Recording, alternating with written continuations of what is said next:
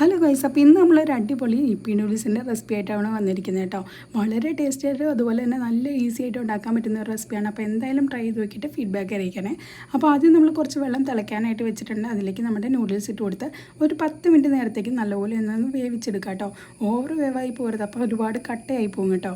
പിന്നെ അതിൽ നിന്ന് നമ്മൾ ഒരു വെള്ളം വാർന്ന് കിട്ടാനായിട്ട് ഒരു പാത്രത്തിലേക്ക് മാറ്റി വെച്ചതിന് ശേഷം കുറച്ച് ചുവന്നുള്ളിയും കറിവേപ്പിലയും വറ്റൽമുളകും കൂടെ നമ്മളൊന്ന് അരിഞ്ഞെടുത്തിട്ടുണ്ട്. ഇനി ഒരു ചീനിച്ചട്ടിയിലേക്ക് കുറച്ച് വെളിച്ചെണ്ണ ഒഴിക്കുക. കടുകിട്ട് പൊട്ടിച്ചതിന് ശേഷം നമ്മൾ അരിഞ്ഞ് വെച്ചിരുന്ന ഒരു ചുവന്നുള്ളി അതുപോലെ കറിവേപ്പിലയും വറ്റൽമുളകും കൊണ്ട് ഇട്ട് പയ്യെ ഒന്ന് മൂപ്പിച്ചെടുക്കുന്നുണ്ട്.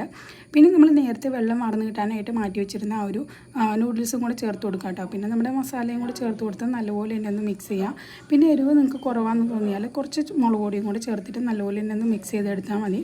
അങ്ങനെ ഫൈനലി നമ്മുടെ നൂഡിൽസ് റെഡിയാക്കിയിട്ടുണ്ട്. നല്ല ടേസ്റ്റാണ്, എന്തായാലും ട്രൈ ചെയ്ത് നോക്കണം കേട്ടോ. പിന്നെ നിങ്ങൾ എങ്ങനെയാണ് ഇത് റെഡിയാക്കി എടുക്കുന്നതെന്നൊക്കെ താഴെ ഒന്ന് കമൻറ്റ് ചെയ്യുക. വീഡിയോ ഇഷ്ടപ്പെട്ടാൽ ലൈക്ക് ചെയ്യുക, ഷെയർ ചെയ്യുക കേട്ടോ. അപ്പോൾ അത്രേ ഉള്ളൂ.